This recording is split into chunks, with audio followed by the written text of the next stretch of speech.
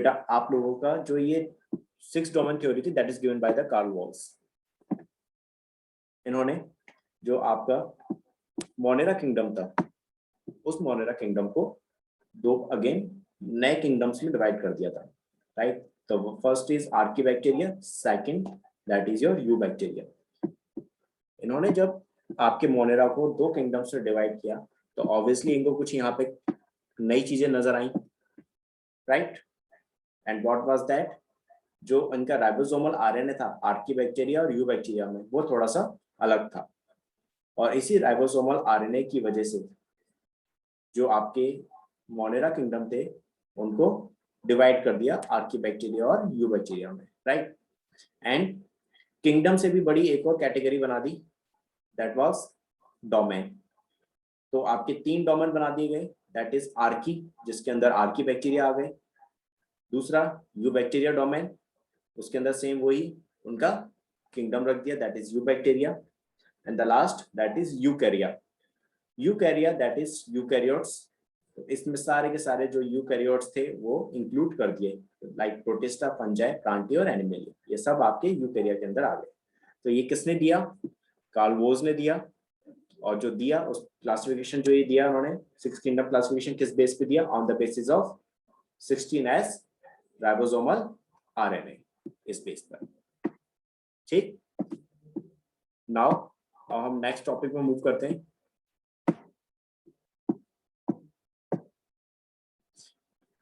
अभी तक हम लोगों ने बेटा जितने भी किंगडम्स पढ़े थे दैट इज कौन कौन से थे आपके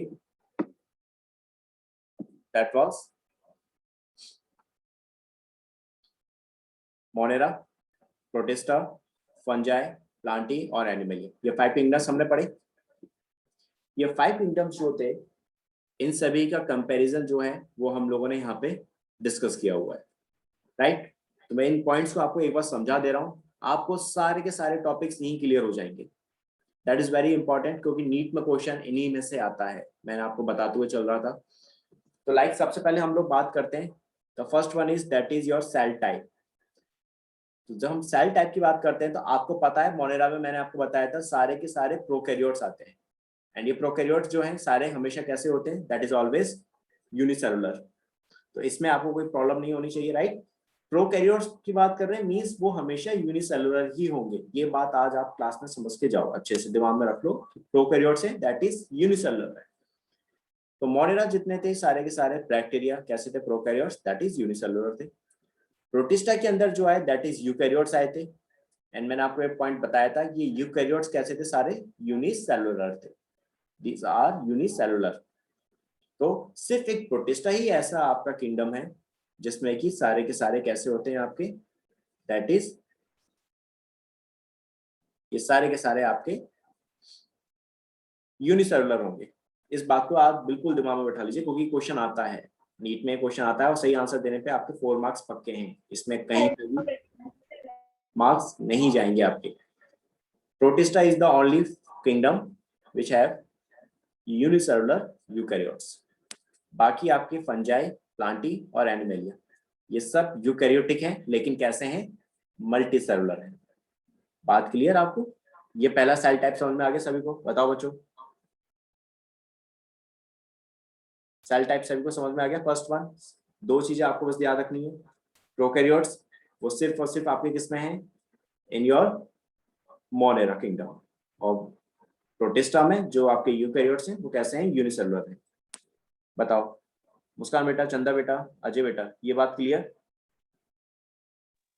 यस सर। ठीक है, ये चीज बस टेबल को आप दिमाग में रखना, इस टेबल को आप लोग अच्छे से लिख लेना, आपकी एनसीईआरटी बुक आपके पास होगी, उसमें ये टेबल दे रखी है, मैंने जो पॉइंट्स यहाँ मेंशन कर रखे हैं इन पॉइंट्स को उस टेबल में लिख लो, ऐड कर लो आप लोग।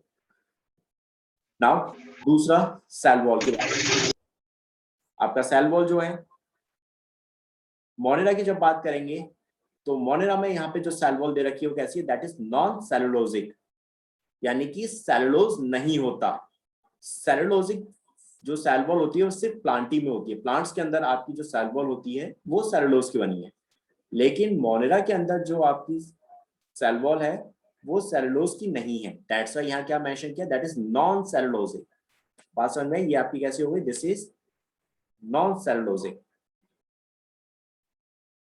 ओके बेटा, नाउ इसमें आगे लिखा हुआ है पॉलीसैकेराइड्स अमीनो एसिड्स, यानी कि जो आपके सेल वॉल होगी वो पॉलीसैकेराइड्स और अमीनो एसिड्स की बनी होगी। तो मैंने यहाँ ये चीज बता रखी है, जैसे EUB that is you bacteria, मैं अभी आगे बताऊंगा आपको, मोनेरा किंगडम पढ़ेंगे तो।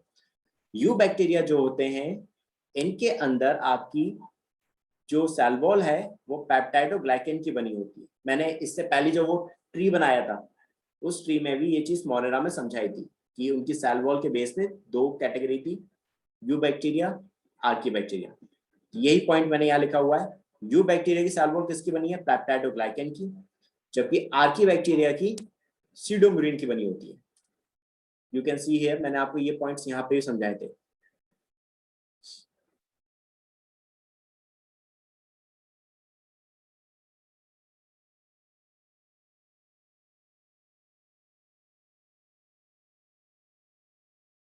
ये देखो आप लोग, मोनेरा के बारे में मैंने यहाँ बताया था सेल वॉल के बारे में, आपको साफ दिख रहा है कि यू बैक्टीरिया में पेप्टाइडोग्लाइकेन की है और आर्की बैक्टीरिया में सीडोम्यूरिन की बनी होती है। मैंने यही पॉइंट को इस टेबल के अंदर लिखा है। क्लियर बच्चों ये चीज? चंदा बेटा बात समझ में आ गई? Yes.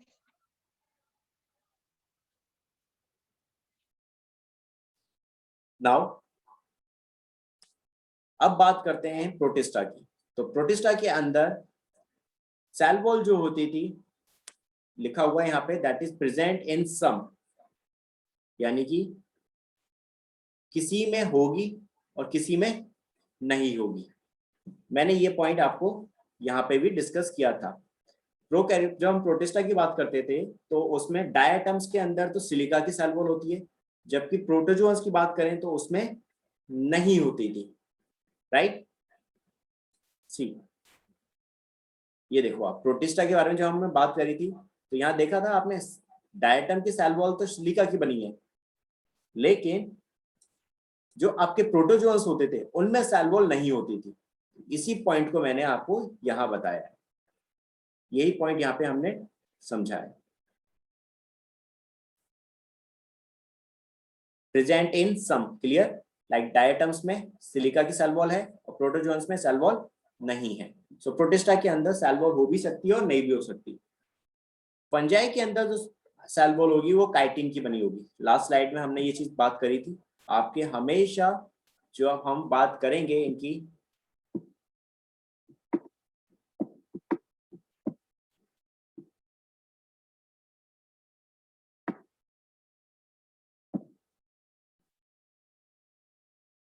जब भी हम लोग फंजाई की बात करेंगे इस बात को याद रखना हमेशा, फंजाई में हमेशा सेल वॉल किसकी बनी है, दैट इज काइटिन की। और मैंने आपको समझे बताया भी था बेटा, ये बहुत इंपॉर्टेंट पॉइंट है, दिस इज वेरी इंपॉर्टेंट। आपको ये चीज ध्यान रखनी ही रखनी है कि इस काइटिन में, काइटिन की जो सेल वॉल है वो किसमें प्रेजेंट है, दैट इज फंजाई में। इसके बाद नाउ प्लांटी की बात करते हैं। तो प्लांटी के अंदर सेल वॉल हमेशा किसकी होती है, सेलुलोज की बनी होती है, that is called cellulosic cell wall. इसी को हम लोग बोलते हैं आपके सेलुलोजिक सेल वॉल। इससे कैसी हो गई आपकी सेलुलोजिक सेल वॉल, राइट? किसके अंदर, आपके प्लांट्स में। जबकि एनिमल्स की बात करेंगे तो उसमें सेल वॉल नहीं होती है, सेल वॉल इज एब्सेंट।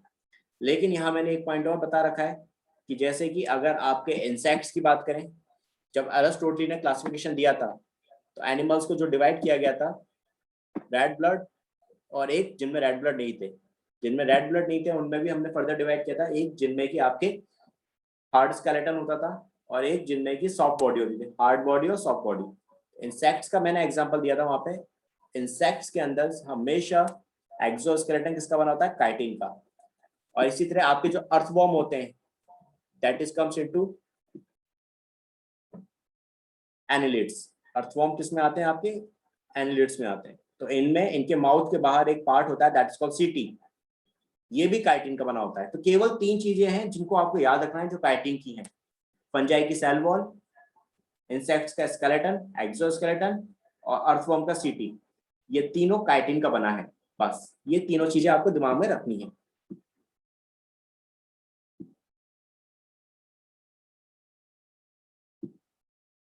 अब बात करते हैं नाउ उसके बाद next, that is your nuclear membrane की बात करते हैं।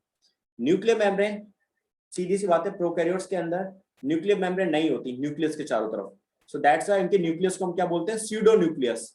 स्यूडो न्यूक्लियस का मतलब ही बच्चों दैट इज, बैक्टीरिया में क्या होता है, स्यूडो न्यूक्लियस है, that have a pseudo nucleus. हमेशा याद रखना, स्यूडो का मतलब ही होता है दैट मीन्स फॉल्स। बैक्टीरिया के अंदर कैसे न्यूक्लियस है, फॉल्स न्यूक्लियस है, बिकॉज इनके न्यूक्लियर में न्यूक्लियर मेम्ब्रेन नहीं होती, इनके न्यूक्लियस में न्यूक्लियर मेम्ब्रेन क्या है, एब्सेंट है। सो दैट्स व्हाई इनके न्यूक्लियस को हम क्या बोलते हैं, स्यूडो न्यूक्लियस। बात क्लियर?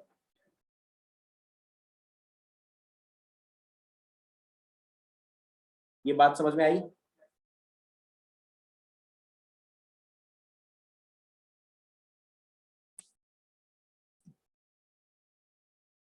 मुस्कान बेटा, अजय बेटा, ये बात clear?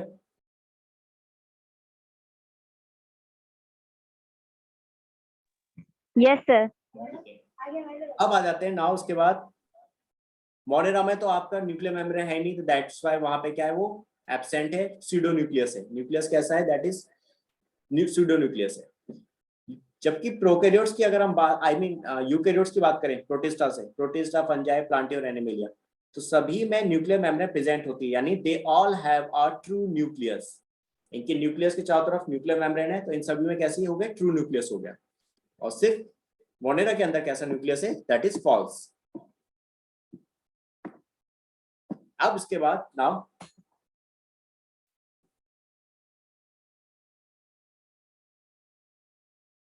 We will talk about next point, body organisation. इनकी बॉडी किसकी बनी है, सेल्स की बनी है कि टिश्यूज की बनी है, किसकी बनी है? तो रिमेंबर दिस पॉइंट कि आपके मोनेरा जो होते हैं, दैट इज बैक्टीरिया, उनमें हमेशा कैसे होंगी, उनकी बॉडी कैसी होगी, सेल्स की बनी होगी। एज यू नो, प्रोकैरियोट्स हैं, यूनिसेलुलर हैं, सो ये कैसे होंगे, सिंगल सेल्स के बने होंगे, they have only cells. Monera में केवल सेल्स होंगी, प्रोटिस्टा में भी केवल क्या है, सेल्स होंगी, बिकॉज ये दोनों यूनिसेलुलर हैं, यूनिसेलुलर हैं, so that's why they are considered as a, कि उनकी बॉडी जो बनी है that is made up of only cells. इनमें कोई टिश्यूज नहीं है, इनमें कोई ऑर्गन्स नहीं है, कुछ भी नहीं है, सिर्फ सेल्स है, किनमें, आपके मोनेरा और प्रोटिस्टा में।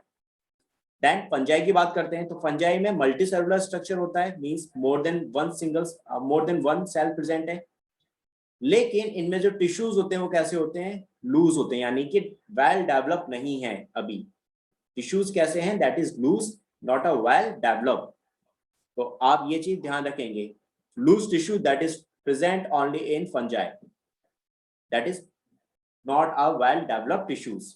अब प्लांटी की बात कर ली, तो बेटा प्लांटी में क्या आ गए, आपके टिश्यूज आ गए और ऑर्गन्स भी आ गए। प्लांट्स में टिश्यूज डेवलप हो जाते हैं, मैच्योर हो जाते हैं, that forms a organ. And animals की बात करेंगे तो एक स्टेप ये आगे बढ़ गए, और इनमें क्या डेवलप हो गया, ऑर्गन सिस्टम। इनमें भी टिश्यू हैं, इनमें भी ऑर्गन है, लेकिन इनमें एक स्टेप आगे आ गए, ऑर्गन सिस्टम है, यानी कि डिफरेंट डिफरेंट ऑर्गन साथ में मिलकर फंक्शन करेंगे, they will done a function together. So that is characteristics of animalia, they have a organ system, जबकि प्लांट्स में ऑर्गन सिस्टम नहीं था।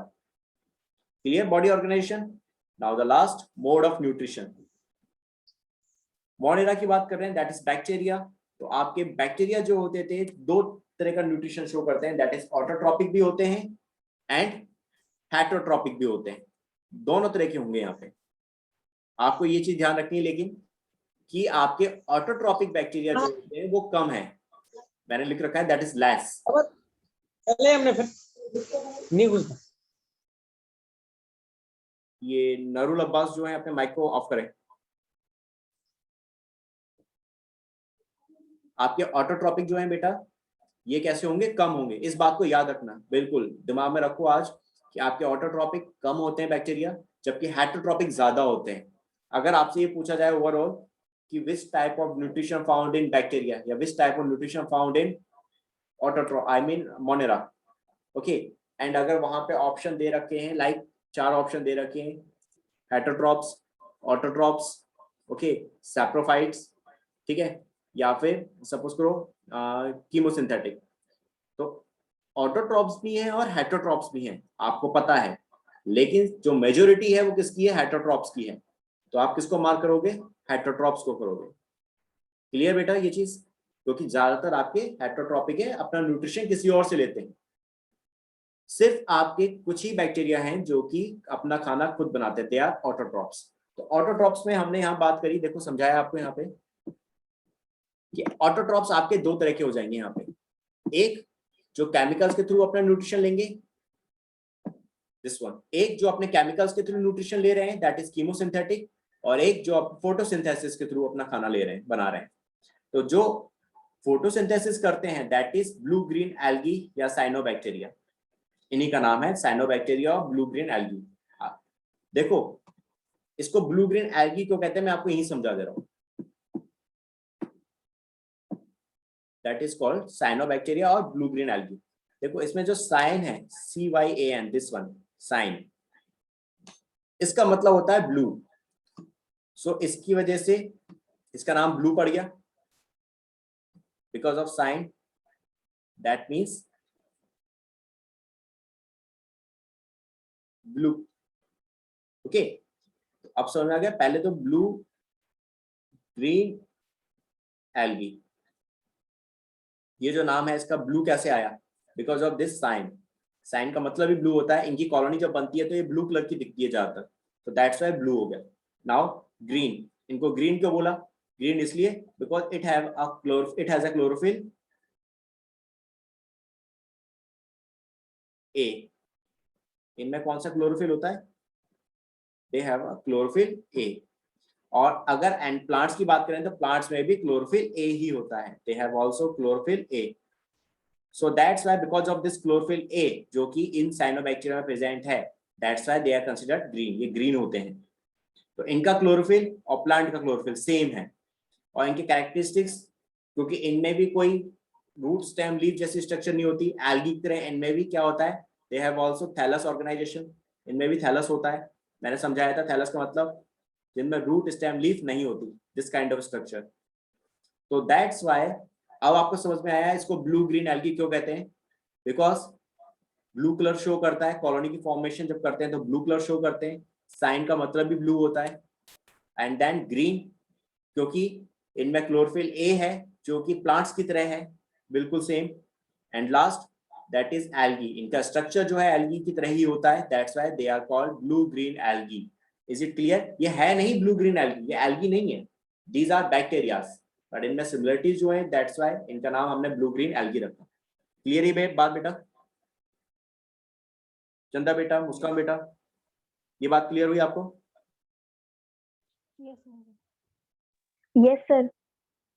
तो अब आप कंफ्यूज मत होना, साइनोबैक्टीरिया नाम सुनो तो आप ये मत सोचना कि दैट इज बैक्टीरिया, ये क्या, ये साइनोबैक्टीरिया आपके प्लांट्स में आ गए। नो, ठीक है सर। आपको लगे ये आपके प्लांट्स में है, no, these are comes into your Monera kingdom. बस इनका नाम जो वो क्यों रखा वो मैंने आपको समझा दिया। सो अब आपको ये चीज पता चल गई कि बैक्टीरिया में जो आपका न्यूट्रिशन होता है वो ऑटोट्रॉपिक और हेटरोट्रॉपिक दोनों तरह का है। ऑटोट्रॉपिक में जो होगा न्यूट्रिशन दैट इज कीमोसिंथेटिक भी होते हैं और फोटोसिंथेटिक भी होते हैं, फोटोसिंथेसिस के थ्रू भी खाना बना रहे हैं और केमिकल्स के थ्रू भी बना रहे हैं। तो फोटोसिंथेसिस का एग्जांपल साइनोबैक्टीरिया, जबकि कीमोसिंथेटिक का एग्जांपल होगा एजेक्टोबैक्टर, नाइट्रोसोमोनास, राइजोबियम। आपने नाम सुना होगा 9th क्लास में एक टर्म पढ़ा होगा नाइट्रोजन फिक्सेशन, जिसमें कि एटमॉस्फेयर में जो नाइट्रोजन होती है उसको बैक्टीरिया कन्वर्ट करते हैं नाइट्राइट्स और नाइट्रेट में। याद है ये बात, नाइट्रोजन साइकिल पढ़ी थी आप लोगों ने 9th क्लास में। आपने नाइट्रोजन साइकिल जब पढ़ी थी तो उसमें आपने ये टर्म जरूर सुना होगा कि देयर आर नाइट्रोसोमोनास, राइजोबियम, ये अलग अलग बैक्टीरिया हैं जो कि एटमॉस्फेयर में जो नाइट्रोजन है उसको कन्वर्ट करते हैं नाइट्राइट्स और नाइट्रेट में और उसी से अपना न्यूट्रिएंट्स लेते हैं। सो दे शो कीमोसिंथेटिक है, तो ये भी ऑटोट्रॉप्स, लेकिन केमिकल्स के थ्रू उन्होंने खाना बनाया अपना। Is it clear now? Example of chemosynthetic as well as photosynthetic समझ में आ गए बच्चों? Yes sir. ओके, अभिनंदन बेटा, आपको समझ में आ गई ये बात? Yes sir. ठीक। नाउ अब इसके बाद हम लोग नेक्स्ट टॉपिक आपका प्रोटिस्टा पे बात करते हैं। प्रोटिस्टा कैसे होंगे, ये भी सेम ऑटोट्रॉपिक होते हैं और हेटरोट्रॉपिक होते हैं, लेकिन ये कीमोसिंथेटिक नहीं है। आपको साफ दिख रहा है ऑटोट्रॉपिक, लेकिन फोटोसिंथेसिस के थ्रू अपना खाना बनाएंगे, जैसे डायनोफ्लैजेलेट्स हो गए, ठीक है, ये फोटोसिंथेसिस के थ्रू खाना बनाएंगे। और प्रोटोजोन्स की बात करेंगे तो वो क्या हो गए, heterotrophic. Dinoflagellates, diatoms that are photosynthetic, जबकि protozoans that is your heterotrophic. इनको हम डिटेल में पढ़ेंगे जब प्रोटिस्टा किंगडम स्टार्ट करेंगे। नेक्स्ट फंजाई, तो फंजाई में हमेशा याद रखो हेटरोट्रॉपिक है, लेकिन कैसे हैं, दैट इज सैप्रोफिटिक। मैंने कल समझाया था सैप्रोफिटिक दैट मींस जो डेड प्लांट से न्यूट्रिशन ले रहे हैं, लेकिन फंजाई जो होती है आपकी एनिमल से भी न्यूट्रिशन ले रही है, डेड एनिमल से और डेड प्लांट से भी लेती है। So that's why correct word is saprotrophic. मैंने फिटी की जगह यहाँ पे ट्रॉपिक लिखा हुआ है, आप लोग ये चीज ध्यान रखना, सैप्रोट्रॉपिक करना आप, बिकॉज सैप्रोट्रॉपिक का मतलब ही है जो एनिमल डेड एनिमल से as well as dead plant से न्यूट्रिशन ले रहे हैं, ठीक। इसके अलावा कुछ फंजाई ऐसी होती हैं जो पैरासिटिक भी होती हैं, यानी कि जिससे न्यूट्रिशन लेंगी उसी को डिजीज कॉज करेंगी। देन प्लांटिंग, तो ये हमेशा ऑटोट्रॉपिक है, फोटोसिंथेसिस शो करेंगे, आपको पता है प्लांट्स फोटोसिंथेसिस थ्रू खाना बनाएंगे। और एनिमेलिया जो होंगे वो हमेशा कैसे होंगे, दैट इज मोस्टली होलोजोइक। ज्यादातर आपकी कैसे होते हैं, होलोजोइक होते हैं, दैट इज मोर। और सैप्रोफिटिक जो होते हैं दैट इज लेस। सैप्रोफिटिक का एग्जांपल मैंने दिया, दैट इज लार्वा। इंसेक्ट्स के जो लार्वा होते हैं, आपने देखा होगा बहुत बार डेड बॉडीज जब होती हैं, क्या डेड प्लांट्स की जो सेल्स होती हैं, डेड प्लांट जो होते हैं उनमें लार्वा डेवलप हो जाते हैं, और वो ही लार्वा उस डेड बॉडीज को, डेड सेल्स को खाते हैं और उनसे अपना न्यूट्रिशन लेते हैं। तो saprophytic nutrition that is found in larva, insects larva. तो ये टेबल बेटा आपको अब समझ में आ गई, मुझे ये बताइए।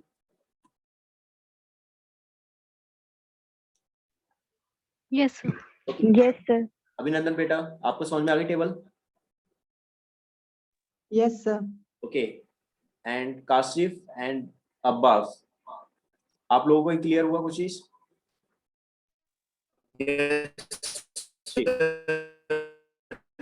तो बेटा नाउ आपको ये टेबल जरूर ध्यान रखनी है, ठीक है ना। आप जब पेपर देने जाएं और जब भी क्लास में कोई एग्जाम देने जाएं तो इस टेबल को जरूर पढ़ लें, इसी में सारी समरी मिल जाएगी जो हमने अभी पीछे डिस्कस करी थी क्लासिफिकेशंस में।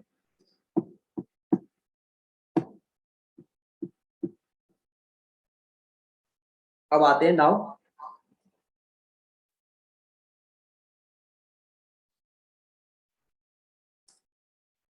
मोनेरा किंगडम पर।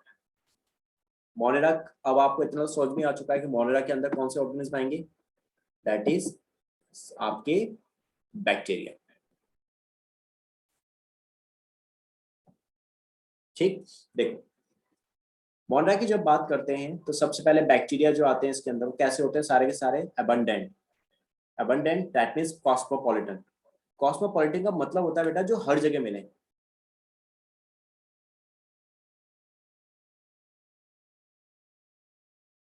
ठीक है, हर जगह मिलने वाले, जो आपको ऐसे ऑर्गेनिज्म जो आपको हर जगह मिले, आपको डिजर्ट में भी मिले, आपको सी में भी मिले, समुद्र में भी मिले, हवा में मिले, मिट्टी में मिले, ओके, आपके हर चीज पर जो लिविंग्स मिलते हो दैट इज कॉस्मोपॉलिटन। अब जैसे बैक्टीरिया, अगर मैं एक मिट्टी को भी हाथ में लूँ ना, एक मुट्ठी मिट्टी, तो उसमें हजारों बैक्टीरिया होंगे।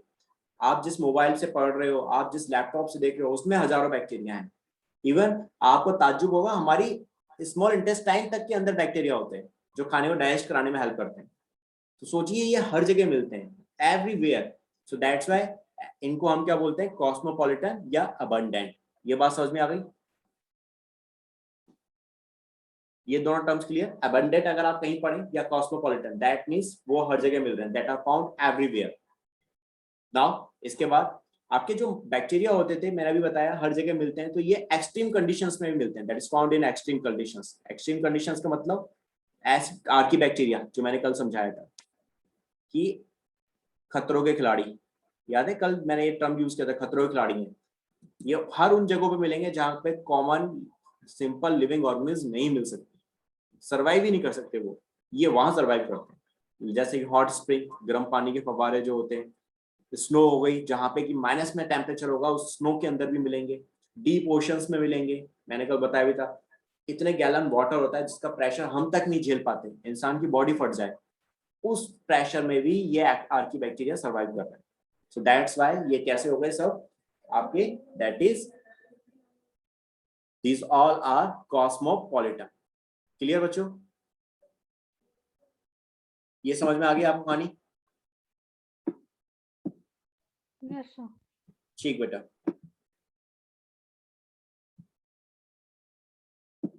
अब बात करते हैं इसके बाद नेक्स्ट।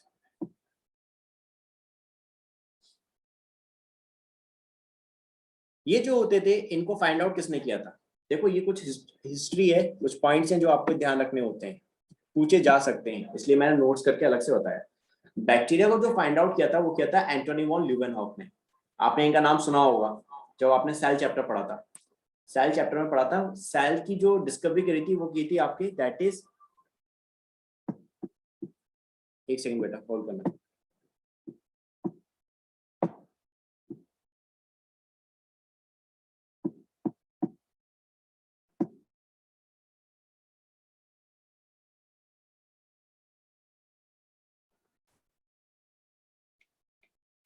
सो बेटा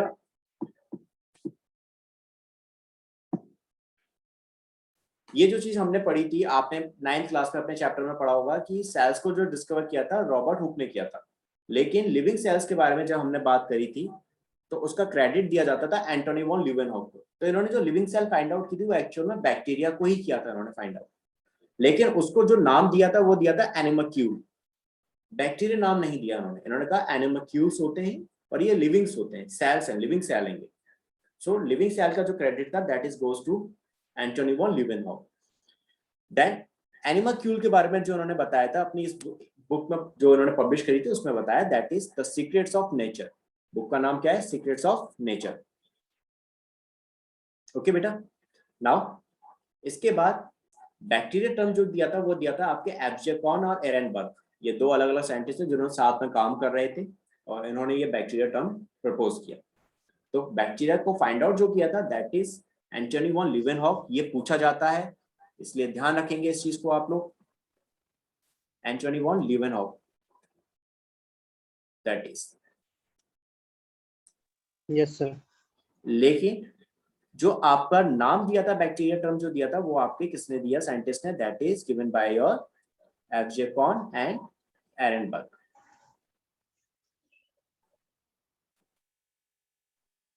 नाउ इसके बाद आता है आपका एक और साइंटिस्ट है दैट इज कॉल्ड, उनको कहा जाता है, उनका नाम था रॉबर्ट कॉच। रॉबर्ट कॉच जो साइंटिस्ट आए, रॉबर्ट कॉच साहब ने ये बताया कि देखिए आपके जो बैक्टीरिया हैं वो डिजीज भी कॉज करते हैं, that also cause the disease. So उनकी इस पॉस्टुलेट्स, जिसको उनको कहा गया Koch postulates, that is rules या थ्योरी। अपनी इस थ्योरी में उन्होंने इस बात को बताया कि बैक्टीरिया डिजीज कॉज करते हैं।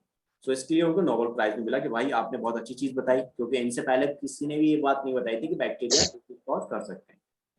सो ये तीन जो नाम है आपको ये ध्यान रखने हैं। सबसे पहले बैक्टीरिया को फाइंड आउट जो किया that is Antony van Leeuwenhoek ने।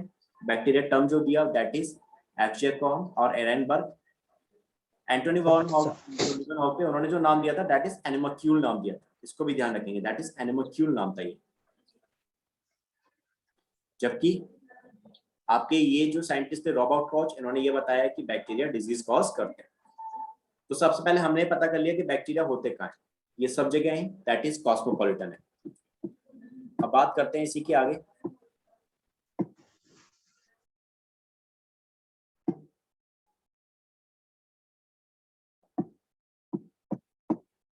सी शेप के बेस पे हमने यहाँ बैक्टीरिया के बारे में थोड़ा सा डिस्कस किया कि शेप कैसी होती है भाई। बैक्टीरिया की 4 शेप होती हैं, आपको ये चीज ध्यान रखनी है, पहले नाम याद रख लो बस। 4 शेप होती हैं बैक्टीरिया की, दैट इज सबसे पहले आपकी राउंड शेप होते हैं, कॉमन, पहले हम कॉमन शब्दों को समझेंगे। पहले round shape, rod shape, comma shape और स्पाइरल शेप। स्पाइरल समझ में आता है, जिगजैग टाइप का। तो दैट इज ये 4 शेप है, round shape, rod shape, comma shape and spiral shape.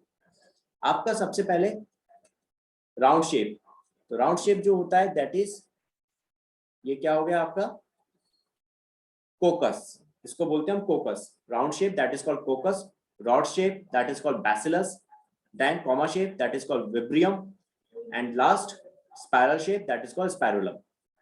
आपने ये दो टर्म सुने होंगे, दो नाम सुने होंगे, एक डिप्लोकोकस न्यूमोनियाई और कहीं कहीं लिखा होता है स्ट्रेप्टोकोकस न्यूमोनियाई. तो आपको कंफ्यूजन होती होगी, कभी कभी आप कंफ्यूज हो सकते हो कि यार डिप्लो एक ही डिजीज को दो ऑर्गेनिज्म कैसे कॉज कर सकते हैं. न्यूमोनिया डिप्लोकोकस न्यूमोनिया भी कर रहा है और स्ट्रेप्टोकोकस न्यूमोनिया भी कर रहा है. तो बेटा ये जो फर्क है ना, ये सिर्फ इनकी स्ट्रक्चर पर है. डिजीज दोनों एक ही करेंगे. डिप्लोकोकस में क्या होते हैं, केवल दो सर्किल्स होते हैं, दो राउंड ऐसे दो सर्किल्स जो होंगी दैट इज कॉल्ड डिप्लोकोकस. दो सर्किल्स हैं, दैट्स व्हाई नाम ही इनका पड़ गया डिप्लोकोकस.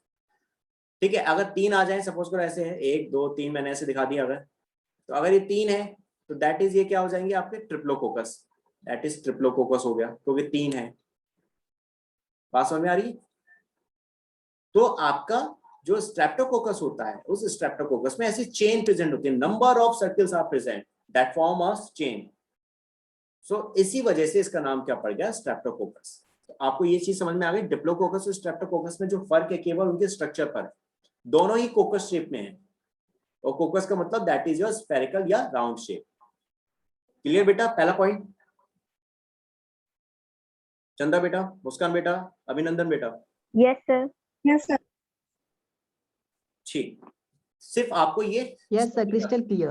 ओके बच्चे, नाउ अगला बात करते हैं हम लोग आपसे, दैट इज योर बैसिलस. तो बैसिलस जो होती है दैट इज रॉड शेप हो गई, और रॉड शेप का मतलब ये मैंने स्ट्रक्चर दिखा रखा है, दैट इज ई कोलाई.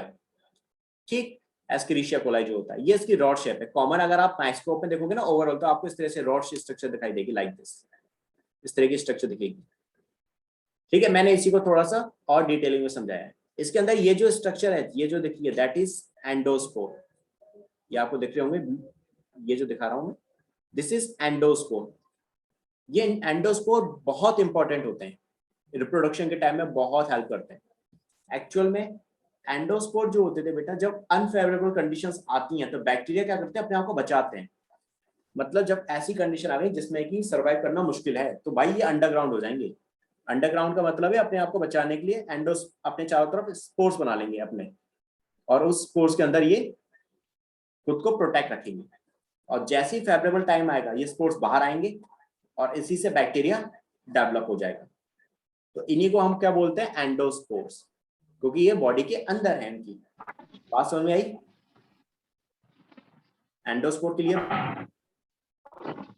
फिर से बता रहा हूं, एंडोस्पोर जब अनफेवरेबल टाइम आएगा तो उस समय आपके जो ये बैक्टीरिया हैं अपने आप को बचाने के लिए अपने स्पोर्स की फॉर्मेशन करते हैं. ये स्पोर्स जो होते हैं इतने ज्यादा रिजिड होते हैं, टफ होते हैं कि ये हाई टेम्परेचर को भी सर्वाइव कर सकते हैं. लाइक अगर 100 टेम्परेचर भी हो जाए ना तो भी एंडोस्पोर पे कोई फर्क नहीं पड़ेगा, या माइनस में भी अगर 100 डिग्री सेल्सियस टेम्परेचर हो गया तो भी एंडोस्पोर पे कोई फर्क नहीं पड़ेगा. तो सोचो ये अपने आप को प्रोटेक्ट करते हैं इनके अंदर जब अनफेवरेबल टाइम आता है. और ये प्रोटेक्ट इसलिए करते हैं क्योंकि एंडोस्पोर जो होता था इसमें प्रेजेंट होता था सर ये स्पाइरियम वाला जो है. स्पाइरुलम. Yes sir. अभी बता रहा हूँ बेटा, एक minute. This is spiral shape होगा ये. मैं एंडोस्पोर की जो बात कर रहा था कि आपका जो एंडोस्पोर होता है ये कितना ज्यादा इंपॉर्टेंट है, बिकॉज इसमें ये अपने आप को बचा के रखते हैं, अपने आप को सेव करते थे अनफेवरेबल टाइम पर. तो कैसे? क्योंकि एंडोस्पोर जो होता था ये बना होता था दैट इज, इसमें प्रेजेंट होता है कैल्शियम डिप्लोनिक.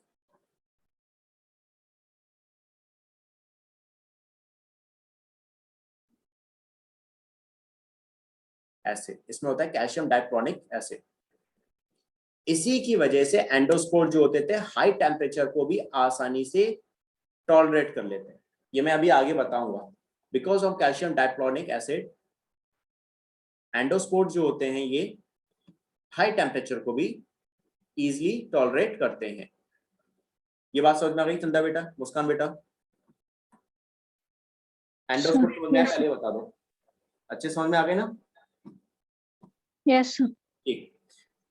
नाउ अब आ जाते हैं आपके वाइब्रियम। वाइब्रियम दैट इज कॉमा शेप होते थे, ये मैंने स्ट्रक्चर बना रखी है कॉमा शेप में। इसमें कौन आता है? Vibrio cholerae. कौन सी डिजीज कॉज करेगा? कॉलेरा। ये पूछा जाता है डिजीज के बारे में, कौन सी डिजीज कौन सा माइक्रोब कॉज करता है। तो जब जब कोई डिजीज के नाम आएंगे तो हम डिस्कस कर लेंगे। Now spirillum that is spiral shape होते हैं। स्पाइरल शेप में आपके कौन आ गए? दैट इज ये आ गया बैक्टीरिया स्पाइरुलम वॉलंटस। मैं यहाँ थोड़ा नाम और ठीक से लिख रहा हूँ। स्पाइरुलम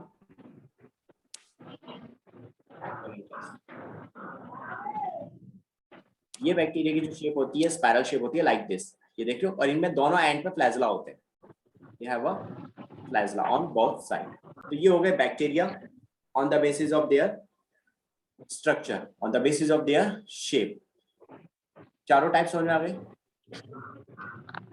सर चैप्टर नेम एक बार बताइए। क्या बेटा? Sir chapter name. Chapter name that is biological classification.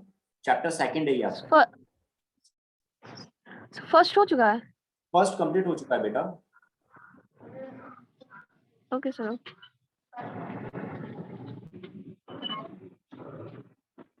आप ये बताइए मुझे सबके सब मुस्कान बेटा, अभिनंदन, चंद्रा, आप लोगों को ये टर्म समझ में आ गए अब शेप पे बेस पे? Yes sir. इसने बेटा आई नो शायद आपका नेटवर्क इशू चल रहा है तो आप आ जा रहे हो बार बार। यस सर फर्स्ट क्लास है। Okay that's your first class ना? ओके बच्चे। Yes sir. यस सर मेरी भी फर्स्ट क्लास है। या आई नो अभिनंदन आप फर्स्ट टाइम देख रहे हो मुझे। तो बेटा ये आपके बैक्टीरिया हो गए on the basis of shape. इसे एक बार रिपीट कर दे रहा हूँ, आपके कौन से थे? Round shape that is coccus, then इसके बाद rod shape that is bacillus, then इसके बाद आपकी comma shape that is vibrium, and the last spiral shape that is spirillum. अब आ जाते हैं नेक्स्ट पॉइंट।